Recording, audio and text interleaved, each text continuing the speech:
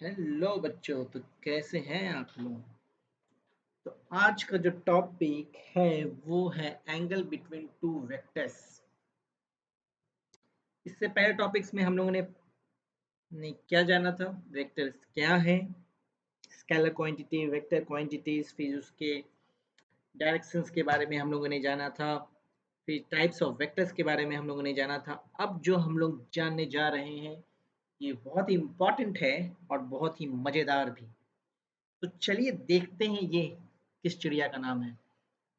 तो angle between two vectors, तो नाम से ही समझ में आ रहा होगा कि दो लाइन के बीच का एंगल। पर यहाँ पे वेक्टर है, सिंपली दो लाइन के बारे में तो बात नहीं की जा रही है।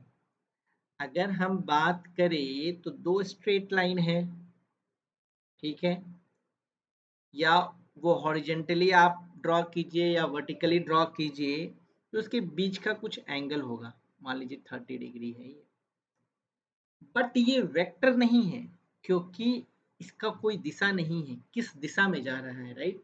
The angle formed in east west north south, it is not mentioned, so we can say that this is not a vector.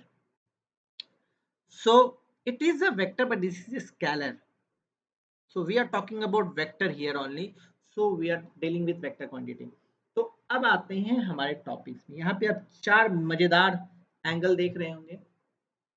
तो टेल से टेल और हेड टू हेड, जैसा कि पहले वीडियो में हमने आपको बताया था, ये जो पॉइंट है जहां से स्टार्ट होता है और जहां पे जो एंड है, ये जो एरो है, ये एरो क्या दर्शाता है, ये जो एरो है ऐसे, ये यही ये डायरेक्शन बताता है। हमने आपको पहले बताया, तो एक बार रिफ्रेश कर देते हैं, राइट। तो ये जो है, इस पॉइंट को हम क्या कहते हैं, टेल। और जहां एरो टाइप का एंड होता है उसे क्या कहते हैं, हेड। चलिए अब हम देखते हैं दो लाइन के बीच का एंगल क्या है अगर वो हेड और टेल के रूप में ड्रॉ किया गया है, तो मीन्स वेक्टर के रूप में ड्रॉ किया गया है। तो चलिए जानते हैं, अगर ये लाइन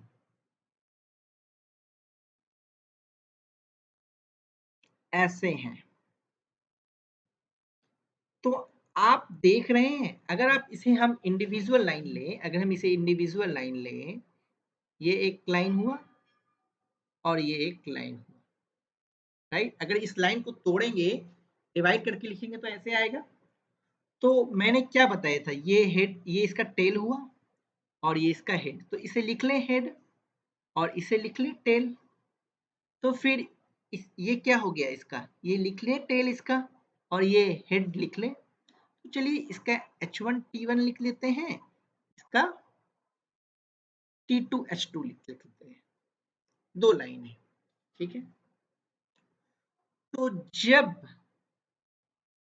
टेल से टेल मिले और उसके बीच के जो एंगल जो फॉर्म हो रहे हैं, इस दोनों के बीच का एंगल क्या होगा, 90 डिग्री। तो theta as it is 90 degree हो जाएगा। तो हमें कुछ करने की जरूरत नहीं है, मुझे किसी भी तरह का लाइन एक्सटेंशन करने की जरूरत नहीं है। वो किस दिशा में जा रहा है, क्या करना है, एक्सटेंशन है या इमेजिनरी लाइन ड्रॉ करने की कोई जरूरत नहीं है। हम देख रहे हैं टेल से टेल मिल रहा है, तो टेल से टेल मिल रहा है, मतलब एंगल बिटवीन टू वेक्टर जो है वो आप नाप लीजिए, वही वो वेक्टर होगा, वही वो एंगल होगा। तो समझ गए। तो चलिए दूसरा सिनेरियो जो दिया हुआ है उसे भी देख लें। एक इस दिशा में है और ये इस दिशा में।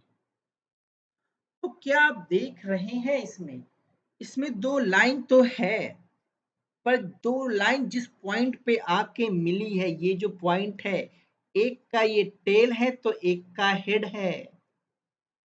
होना क्या चाहिए, angle between two vectors tail to tail या तो हेड टू हेड है, ऐसा नहीं है। और इसके बीच का जो एंगल दिया गया है वो कितना है, 120 डिग्री है, राइट। अगर ये 120 डिग्री है तो रिमेनिंग एंगल कितना होगा? तो चलिए एज सिंपल इसे हम एक्सटेंड कर लेते हैं इस लाइन को। इस लाइन को अगर हम एक्सटेंड कर लेते हैं तो टेल से टेल मिल गया। इस लाइन का ये क्या है? अगर ये इमेजिनरी लाइन अगर हम ड्रॉ कर रहे हैं तो इस लाइन का ये टेल है और ये भी तो टेल है, तो दोनों टेल टेल मिल गए, तो हमें तो वही चाहिए था। जब दोनों टेल मिल गए, ये 120 है, तो ये बीच का एंगल कितना होगा? Angle of a straight line 180 degree मतलब 120 है, तो ये हो जाएगा 60 डिग्री। समझ में आ गया? क्योंकि यहाँ पे हमें दो टेल आसानी से इमेजिनरी लाइन ड्रॉ करने के बाद हमें वो मिल गया।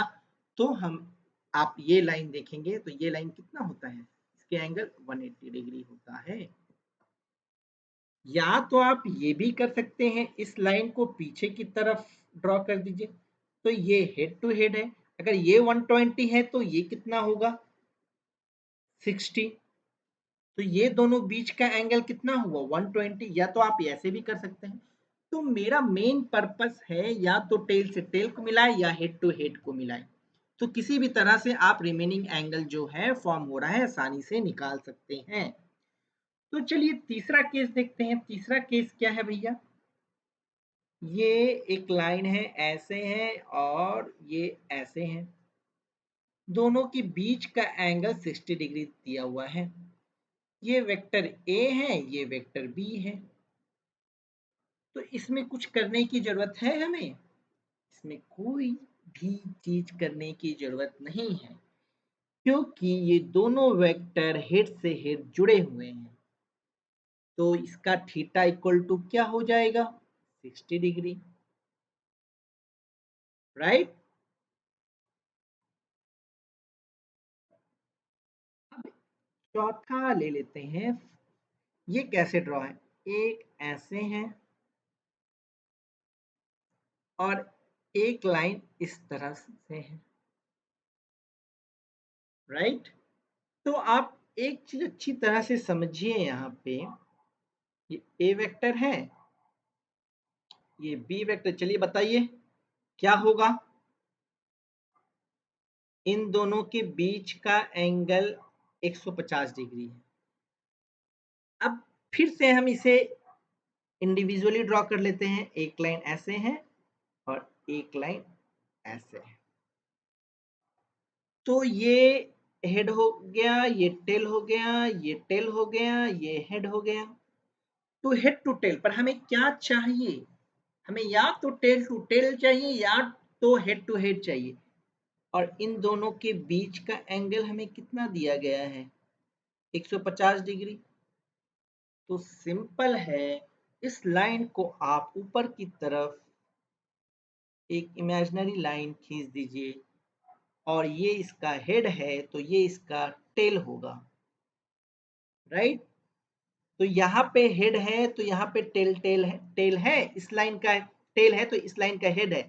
इस लाइन का हेड यहाँ हुआ तो इस लाइन का टेल यहाँ, तो टेल टेल मिल गए। तो ये पूरा कितना होता है? 180 होता है।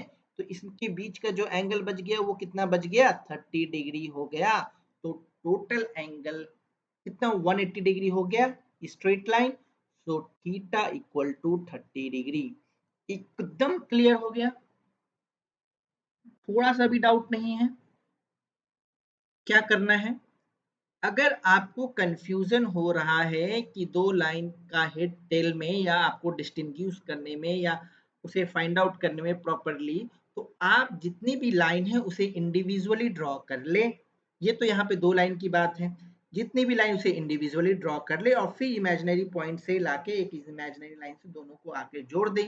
तो वो आप देख लें कि अगर दो लाइन के बीच में जो भी कनेक्शन है वो अगर हेड टू हेड है, एरो टू एरो है, तो वो हेड टू हेड होगा। अगर विदाउट एरो है, पॉइंट के थ्रू जुड़ा हुआ है, तो वो टेल टू टेल होगा। होप आपको ये पूरी तरह से समझ में आ गया होगा। तो एंगल बिटवीन टू वेक्टर्स यही है। आगे के वीडियोस में हम इससे बेस्ड कुछ प्रॉब्लम्स करेंगे। तो तब तक के लिए धन्यवाद।